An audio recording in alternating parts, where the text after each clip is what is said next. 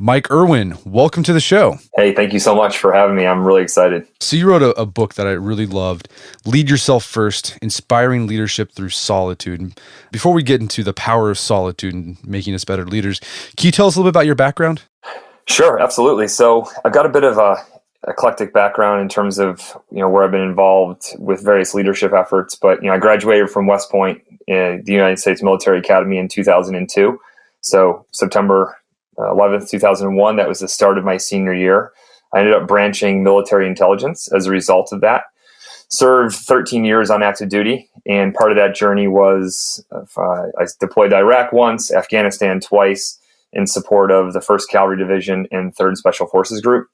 And then I was selected to go back to graduate school en route to become an assistant professor back at West Point. So I studied positive psychology at the University of Michigan under one of the co-founders of the field. And then I went and I taught leadership and psychology for 3 years. And then I wrapped up my time on active duty at Special Operations Command down in MacDill Air Force Base in Florida. And then since then, I've been leading this nonprofit called the Positivity Project. And our mission is to empower America's youth to build strong relationships by recognizing the good in themselves and others. So basically a focus on character and how can we more effectively as adults and especially as teachers instruct students on what character is so that they see the good in themselves, but more importantly in other people. So, and I guess, the final thing is that I'm the founder and serve on the board of directors for a veterans support nonprofit called Team Red, White, and Blue, whose mission is to enrich the lives of America's veterans by connecting them to people in their community through physical and social activity. So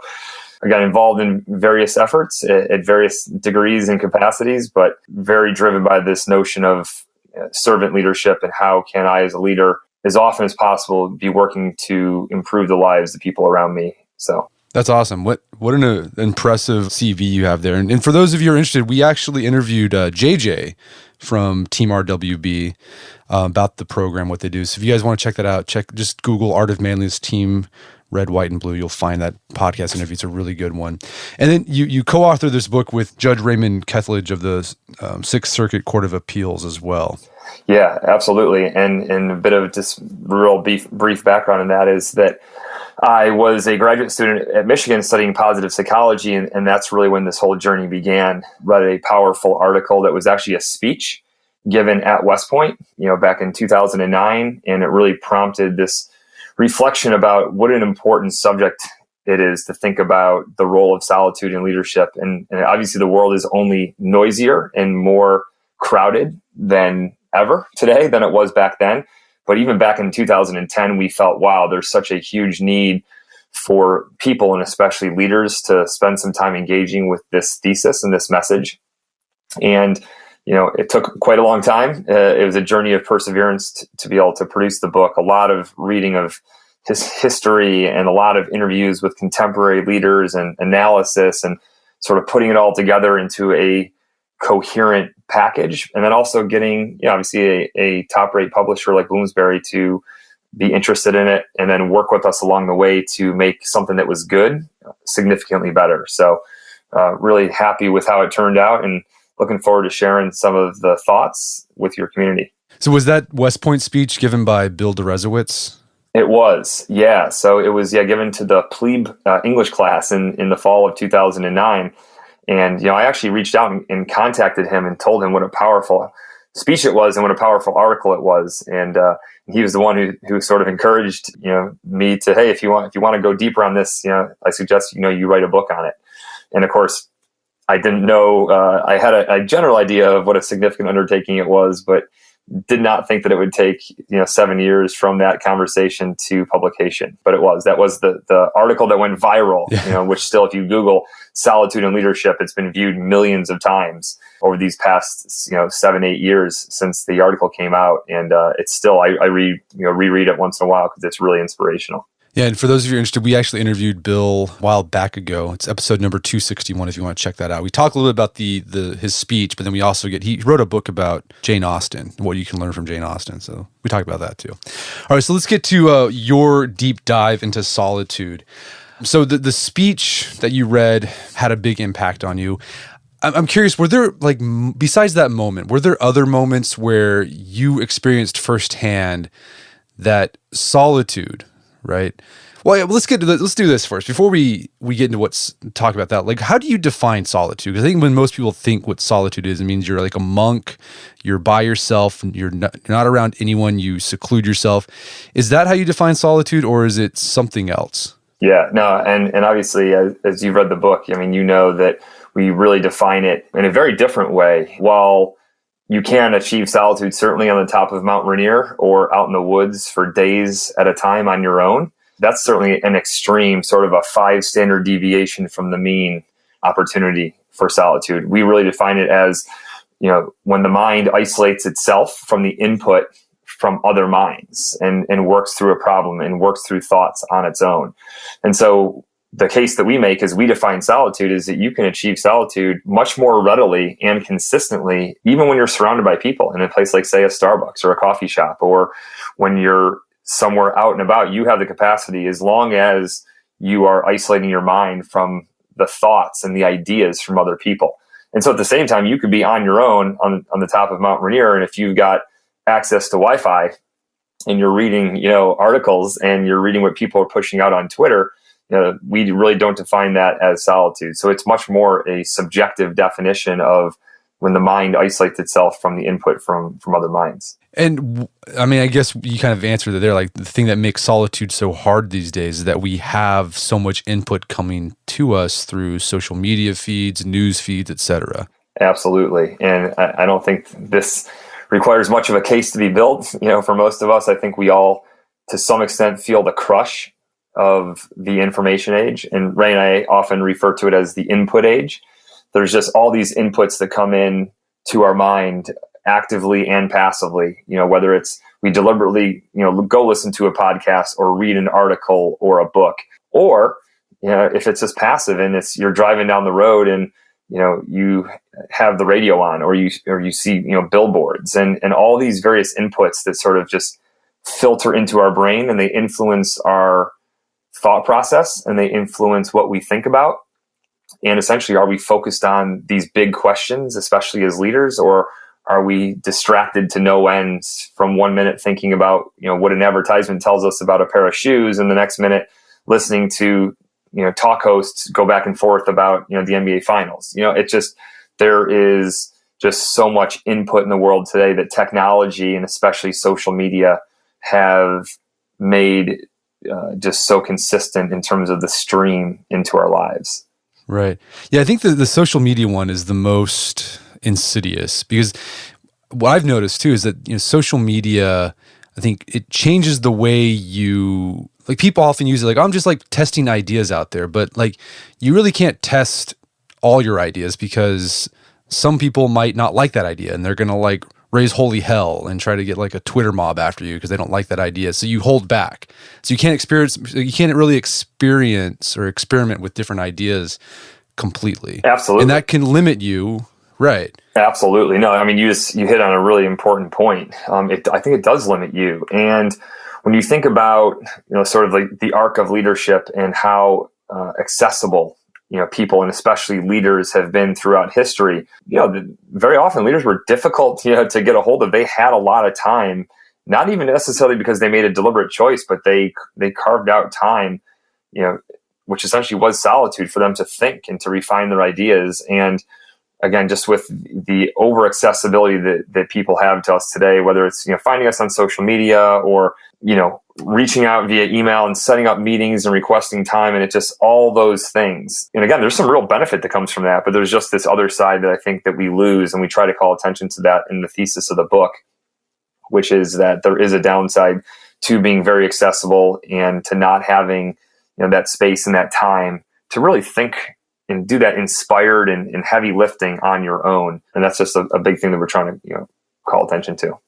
So besides the speech that, the Bill Deresiewicz speech that kind of kicked this off, I mean, have you had any firsthand experience where you saw the lack of solitude hinder your leadership, or maybe the leadership of other people, or where you saw how solitude actually enhanced your leadership capabilities? Yeah, absolutely. So the short answer to that question is that was really the bigger inspiration behind the book. Was obviously the article was the genesis of sort of the thoughts and the conversation with Ray and I, but it was ultimately seeing firsthand the power of solitude as leaders in our own lives that really is what drove us, to invest over 6 years of research and effort into producing this book. For me, it came down to a couple of places. Going back to combat and downrange, I was an intelligence officer, so I was not out there on the front lines and in all the danger that the troops that I supported were. And so with that came a little bit of emotional, sort of guilt, I think. But also with that, my job was to filter through a lot of different reports: signals intelligence, human intelligence, imagery, sources, what was on the open source internet, like all these inputs. And, as technology was getting better in Iraq in 2004 and eventually in Afghanistan in 2006, 2007, and 2009, when I was deployed there, it increased the flow of information that I was made aware of. And so I personally experienced in both theaters the real benefit as a leader to practice solitude. So in Iraq, I would walk back and forth to the dining facility most of the time on my own. Even in the really hot times in the summer, I found it to be a place where I really centered myself emotionally and grounded myself, but also where I was able to filter through all the intelligence reporting that was kind of coming through the computer. And it gave me that time. And even though it was really hot and frankly, not an enjoyable walk, because it was close to a mile in each direction, I felt it was that restorative and that important to me that I made that, walk on my own. And then in Afghanistan, I was the intelligence officer in support of Green Berets that, had, basically half of the country. So I was responsible for understanding the state of the insurgency and what was going on for, basically 7 of, the 16 provinces in Afghanistan. And once again, I found it critical to be able to step back. And so what I would typically do is towards the end of the day, I would go for a run, at night, just around our compound. It was less than a half a mile around. And I would just do laps, kind of like running around a track.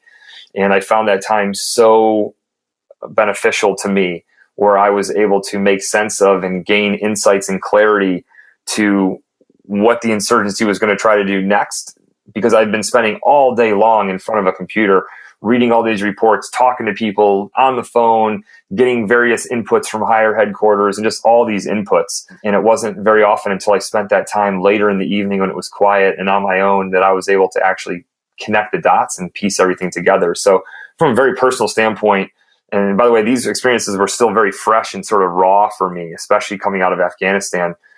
We started writing this book less than a year, 9 months basically after I left Afghanistan. So it was definitely very personal to me. All right, so let's dig into some of the specific benefits of solitude and like different solitude practices. Like you said, you guys researched the heck out of this thing and you got a lot of great case studies from history. It's like the first benefit you guys dig into is that solitude can bring clarity, and you break that into 2 types of clarity. There's analytical and intuitive clarity. What's analytical clarity? Yeah, so this was something that honestly we did not know prior to doing all the research and doing our own analysis. So, basically analytical clarity is the type of clarity that you achieve when there is, like I was facing in Afghanistan, an intense volume of information and ideas that are coming your way, whether it's from your staff, through technology, email, social media, reports, whatever it is. There's just a lot of it, and you have to make sense of that to make a decision.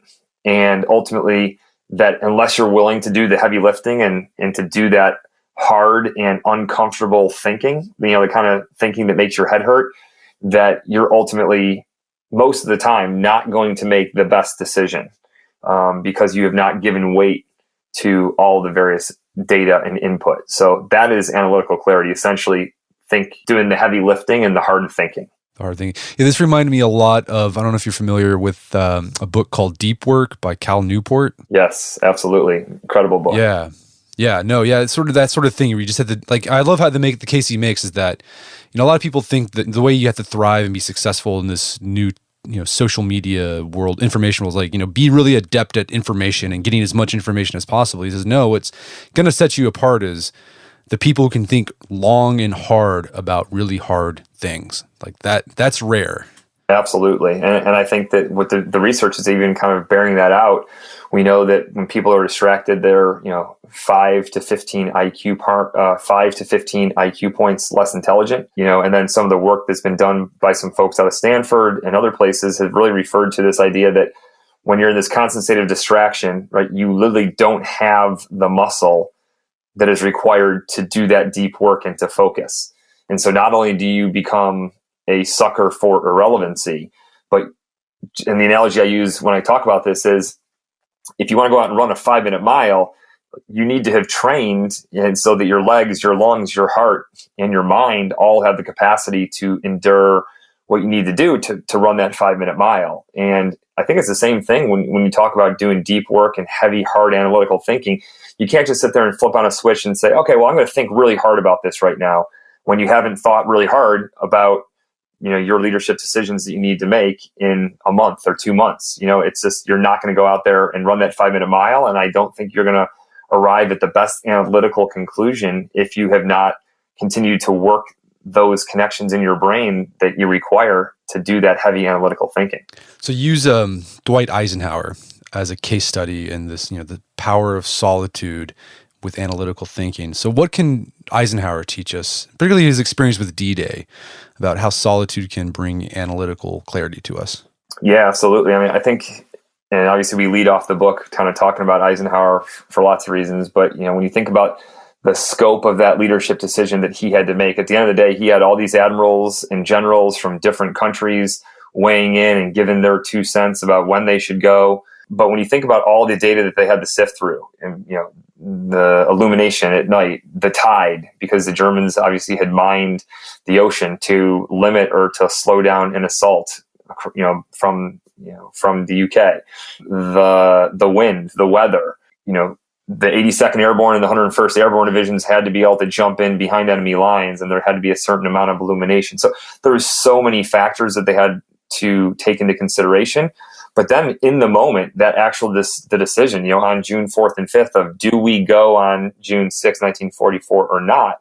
That was ultimately, that decision rests on one man's shoulders, his. And he talked about how all the input from all these generals and all these other people, coupled with all the other data and the information to sift through, was really just overwhelming. And so, not only did he have a practice of writing out his concerns and his ideas to get his thoughts straight, oh, by the way, as a very big extrovert and somebody who, was chosen for the role as Supreme Allied Commander because he had the ability to build relationships and spend time with people. But then the biggest thing was, as we talked about in the book, is, just before the decision had to be made, he spent about 10 minutes just sort of quietly thinking and overlooking, the channel and overlooking out towards the ocean. And, he really sort of pieced it all together.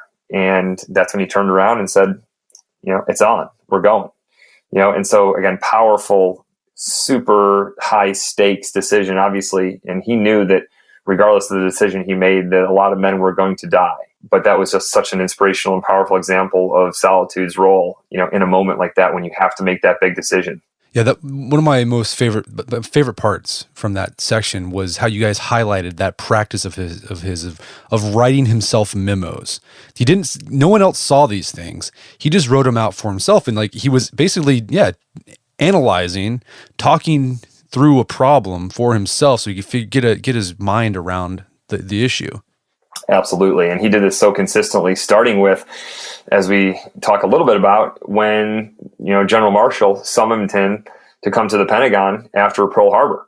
And, he asked him hey, General, at the time, geez, he was a colonel.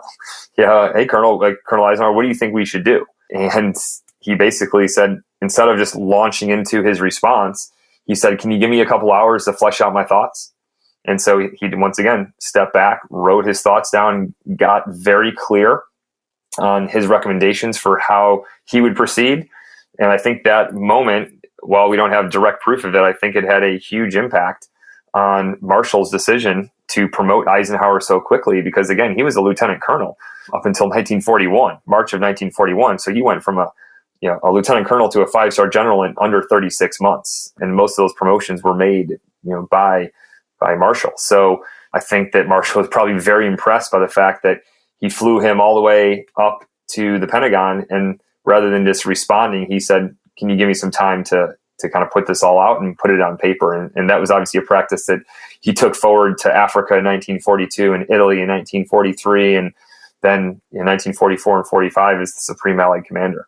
So when should you take an analytical approach with your solitude? Is it just when there's lots of information, you're trying to get your head around it and trying to make something coherent out of it? I think so. I think that's the most clear time when we benefit from solitude in terms of the analytical clarity piece. I think that no matter where you're at in the world today, right, there's going to be a majority of situations where you find yourself with a lot of information. The question becomes, how do you identify those moments as a leader, that really require, because there is a cost, right? There's a cost of time and energy. And if you do step back and say, look, I need a couple of hours to step back. There's a lot of information flowing into my mind right now, and I need some time. You are saying no to other things. And so I don't think you can, as a leader, necessarily be in analytical clarity through solitude mode all the time. Because part of leadership, and we talk about this towards the end, is building relationships with people and interacting and being out there and seen. That is a part of leadership as well. So I do think you have to be clear on what situations warrant that deliberate pause and reflection at the end of the day, or sometimes in the middle of the day, to really do that heavy thinking on your own, outside the input of other people on your staff or who work for you. So let's take that, go to the other type of clarity, intuitive clarity. What's that?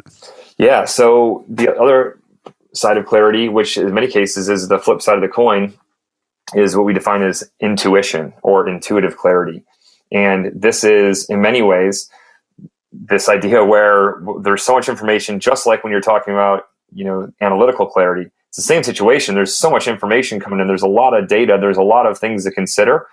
But rather than actively doing that hard, heavy thinking and heavy lifting, it's the opposite. You quiet your mind down and you allow yourself essentially to listen to yourself.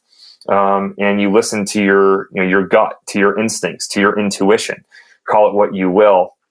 And one of the things we point out there is that to really be able to listen to that voice of intuition, it's a delicate voice, and you need to reduce some of the inputs and quiet the mind so that you can really be in tune, with that intuition. And once again, same thing, a lot of data, a lot of information. It's really the process at how you arrive at the outcome. Some situations, they require that heavy analytical thinking to come to that decision, especially as a leader.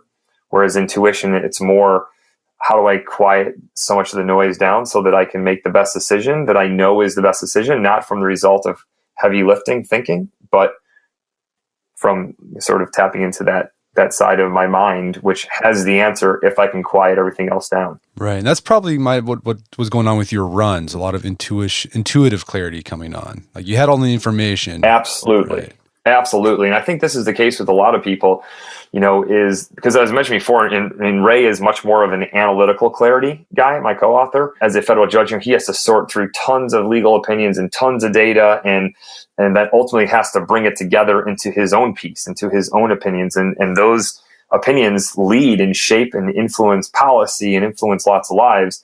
So, Ray is much more, I think, of an analytical clarity, and I am more of an intuitive clarity, where when I can step back from it and quiet things down, some of these connections start to occur, and I'm like, yes, like that is what I need to do, or I need to present the information to the colonel like this. And so absolutely, when I'm able to do that on those runs that I have gone on for years, it serves as that perfect place to just quiet the mind and then allow those intuitive pieces of information and decisions to surface. Yeah, it seems like I think there's research out on this. I think you highlighted this in the book. A lot of that intuitive clarity comes in moments when you're doing something, when you're not thinking about the thing, you're taking part in some other activity. So running is one, walking, like the shower, the ideas you get in the shower, things where you don't have, where your brain's basically kind of resting, and then it's sort of working in the background on these ideas you've been mulling over. So if you want that intuitive clarity, I guess the idea is go do something where your brain just take a break.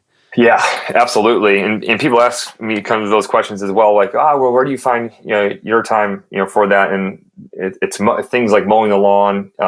My big thing now is I like pulling weeds. I live at a house where there's a lot of weeds and they need to be picked a lot. And I go out there, and again, rather sometimes than bring my whole family out there to do it with me, I just go out there on my own, and it becomes very sort of meditative in many ways, where I emerge and I stand up with two new ideas or solutions that I need to bring to life. So absolutely, it is very often not just sitting there, but it's often doing something that will take some of your focus off that still allows that intuition to surface.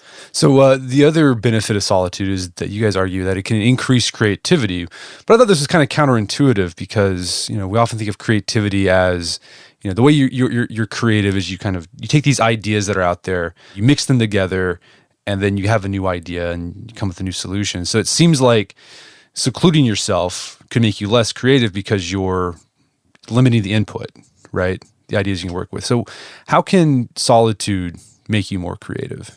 So I think that for sure, what you just alluded to, this idea of collaboration and the power of bringing in lots of different ideas from different people is a part of the creative process. And it is, especially for a lot of leaders, where I think that we have tried to highlight and call attention to the role of creativity, is that very often to connect the dots that are out there, all these different inputs and different ideas from other people, it does require that same sense of stepping back and thinking about it on your own, because there's definitely times when the group might come up with a more creative solution. But what we've seen, from throughout history, and when you look at inventors and you look at people who have founded nonprofits and founded organizations and companies, very often, a lot of times it's been done like the sole idea, the creative thought to bring forward an organization that serves this purpose or builds this product is a solitary act. It's the work of, really one person.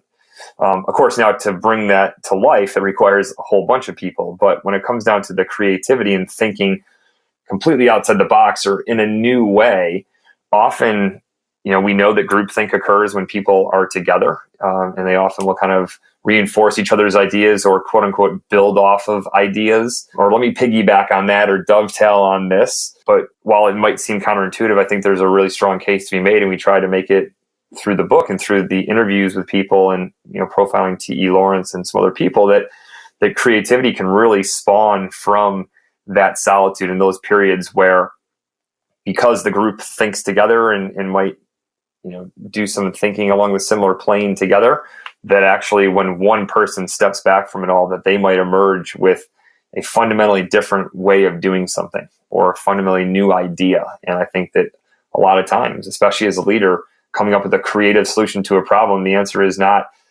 to bring in a whole team of consultants or turn it over to your staff to come up with course of action development. Sometimes the answer is just stepping back and thinking hard on your own. Right. So one of my favorite chapters, I mean, everything was great, but one of my most favorite ones was the idea of solitude bringing us emotional stability. And I loved the two case studies you had. It was Lincoln and Grant. What lessons can we learn from Lincoln on the power of solitude and giving us emotional stability? Yeah, I mean, think about the toll that the Civil War was taking on his emotions. I mean, we can't even fathom, I think, just how intense the daily emotions that he experienced were. And certainly those who've read about him and, biographies and seen the movie and all that, just how difficult the Civil War was for him to process. And, in the particular instance when he was really frustrated, with General Meade and in general, just with the Union Army and their lack of aggressiveness to hopefully, to win the war, especially after the Battle of Gettysburg, he was at this point where he was just so emotionally distraught. And, and when he did in many similar ways to Eisenhower, he wrote a letter, to General Meade. And the analogy here I use is very often in today's world, this would be like the idea of writing an email, but not hitting send. He wrote this letter, but rather than putting it and giving it to the courier and dispatching it to the front lines, he just never sent it. And it gave him this capacity to reframe the problem and reframe the challenges. And as we talk about in that chapter, is that really the very next day he was just in a much better emotional state following the time when he was able to step back and think about this on his own and write the letter.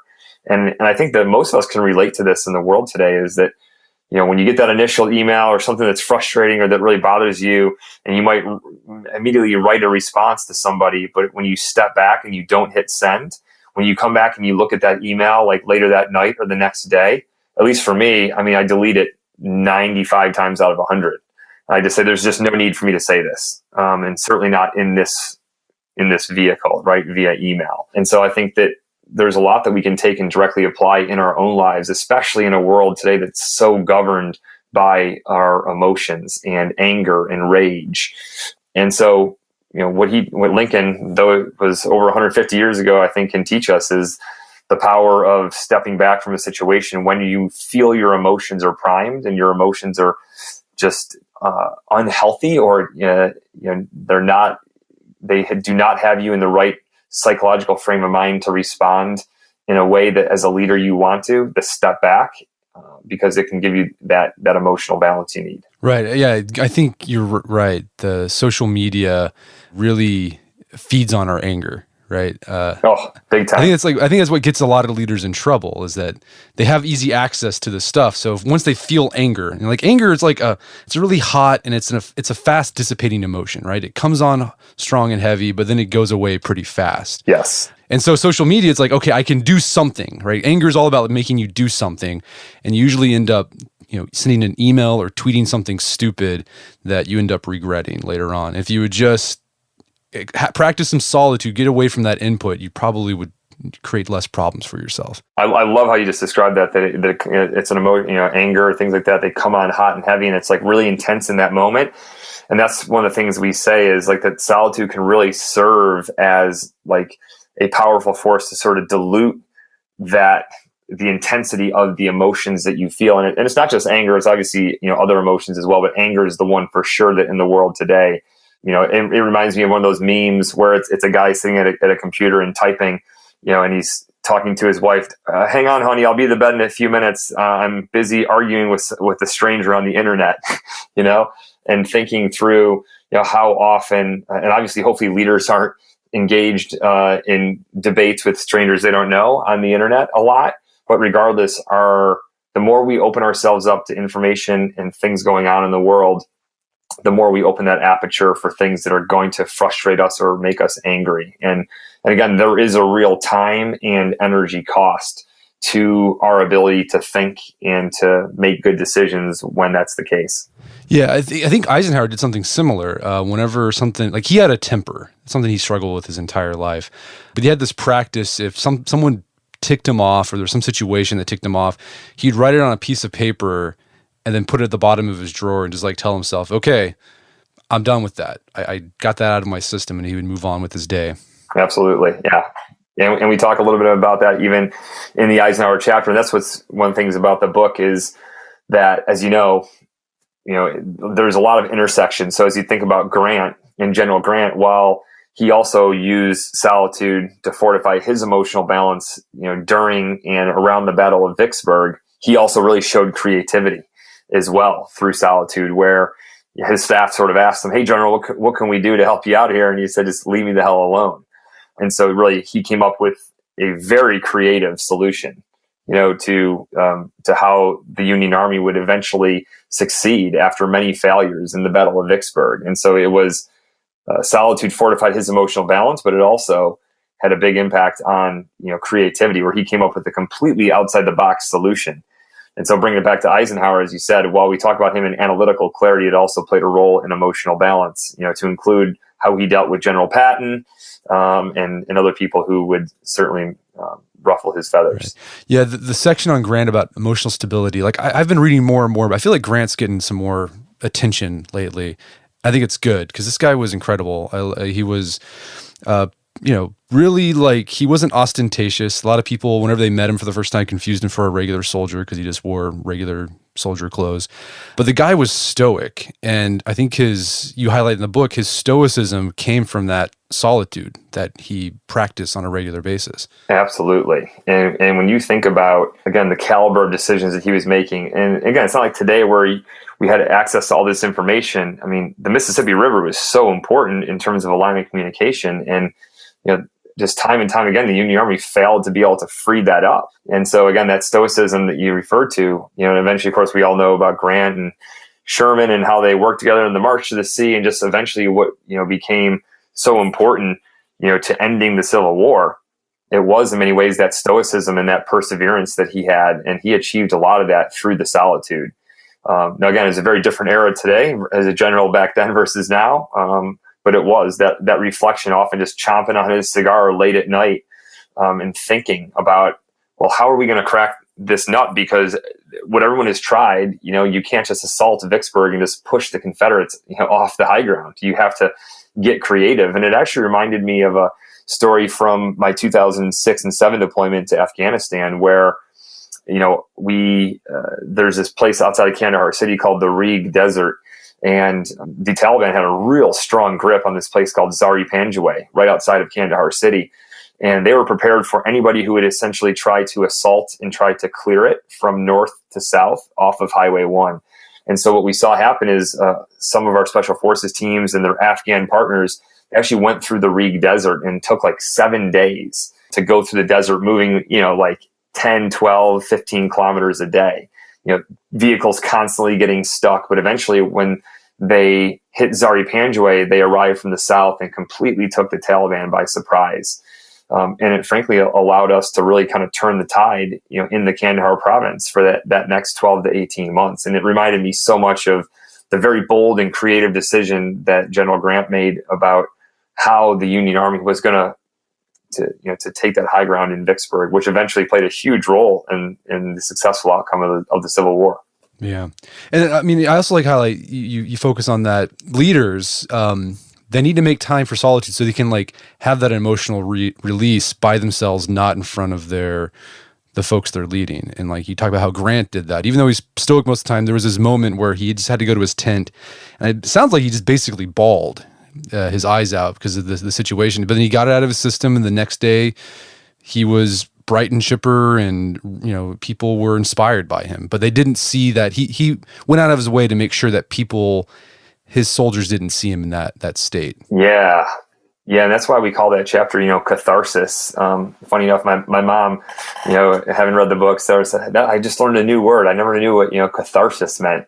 It's this really powerful word. And when you think about it, and it does, that is, what happened. And when you think about that juxtaposed, especially in the world today, we also know there's a lot of power.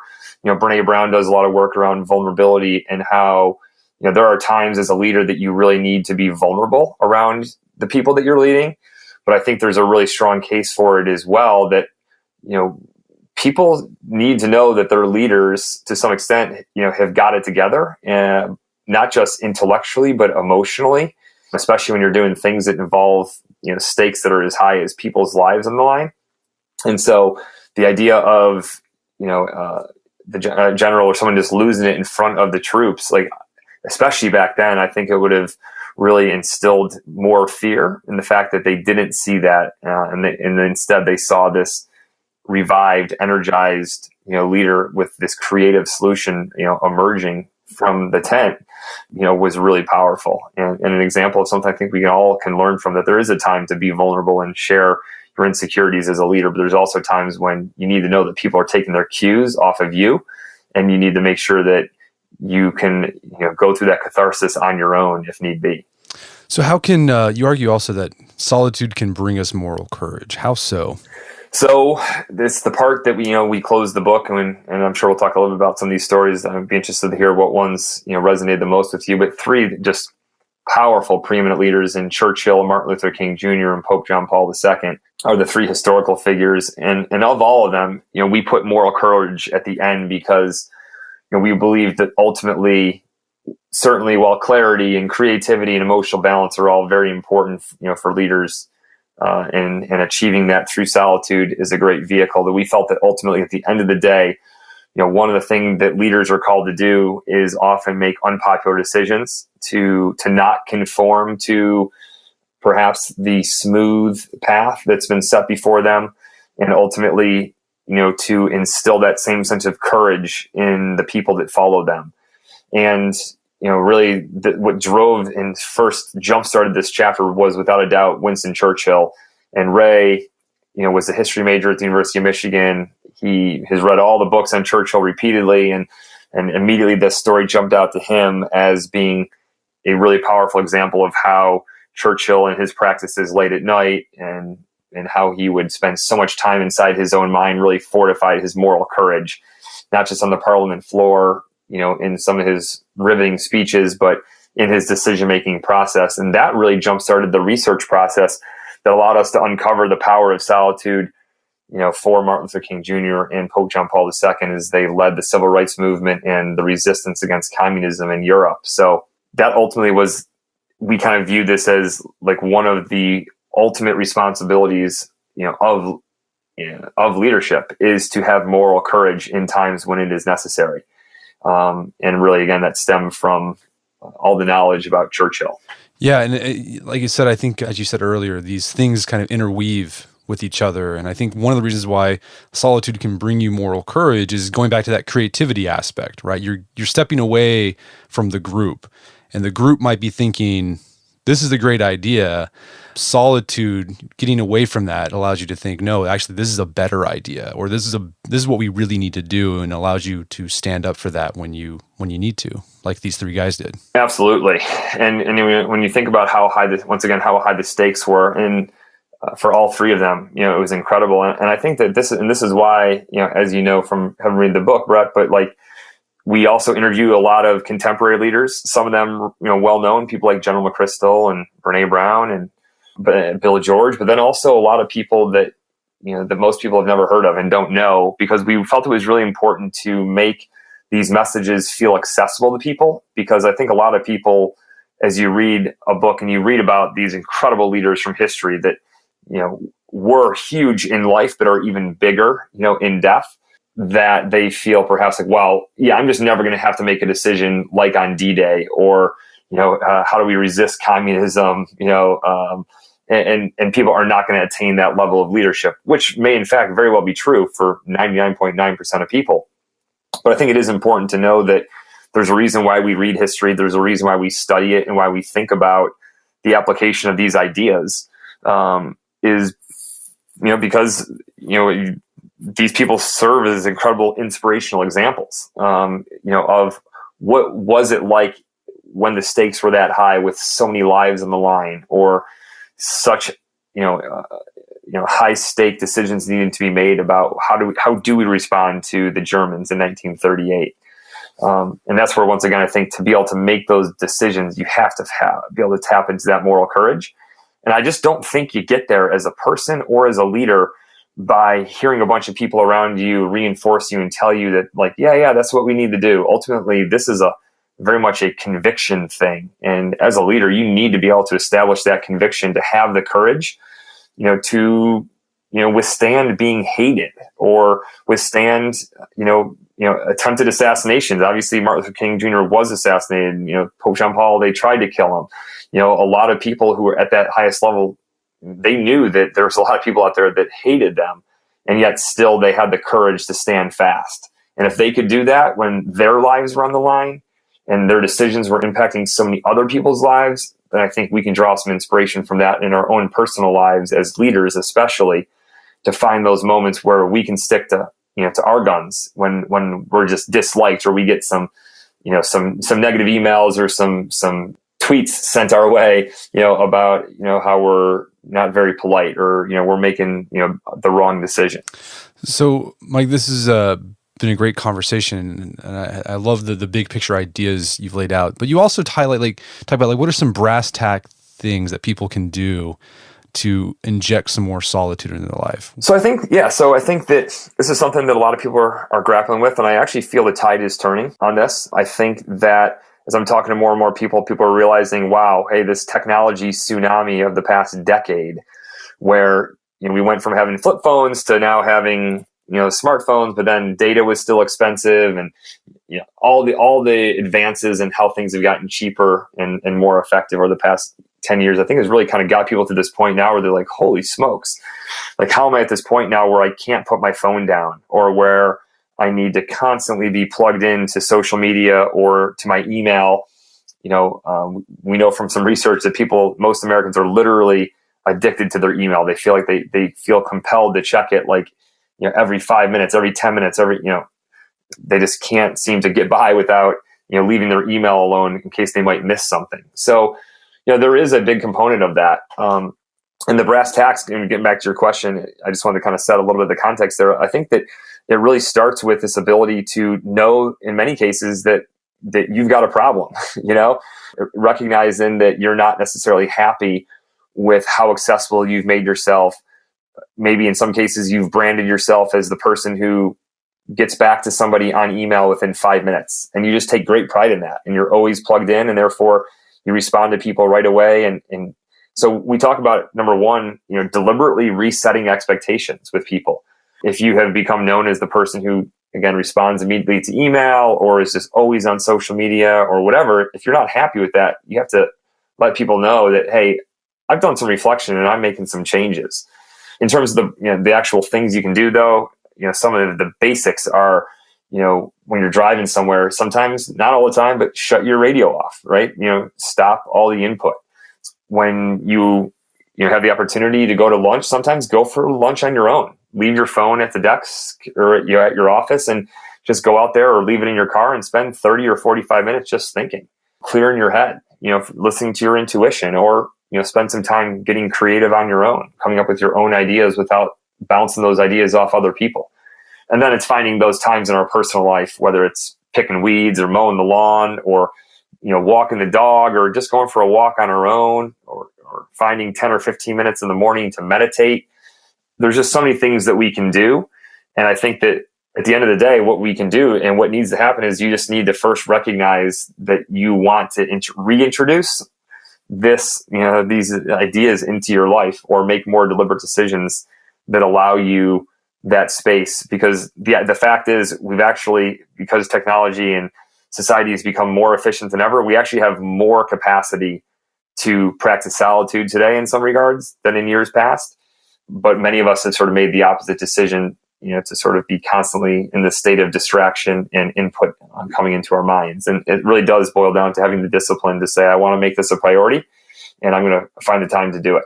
Well, Mike, this has been a great conversation. Where can people go to learn more about the book? So the book is in lots of local bookstores and Barnes & Noble, and it's on Amazon, of course. And, really, we don't have like a website, for the book. Really, it's just out there. It's more as out there on Bloomsbury's website, but it's on social media, and it's on, just the various typical outlets where people are reviewing books. And obviously on great podcasts like this, I've had the honor to spend time talking about the book with 10 or 15 different podcasts and sharing some, these thoughts. And so hopefully, people have, listened to the conversation today and have been inspired by some of the ideas, and hopefully feel challenged and called to look into the book and look into some of these ideas further. All right, Mike Erwin, thank you so much for your time. It's been a pleasure. Thanks a lot. I really appreciate it.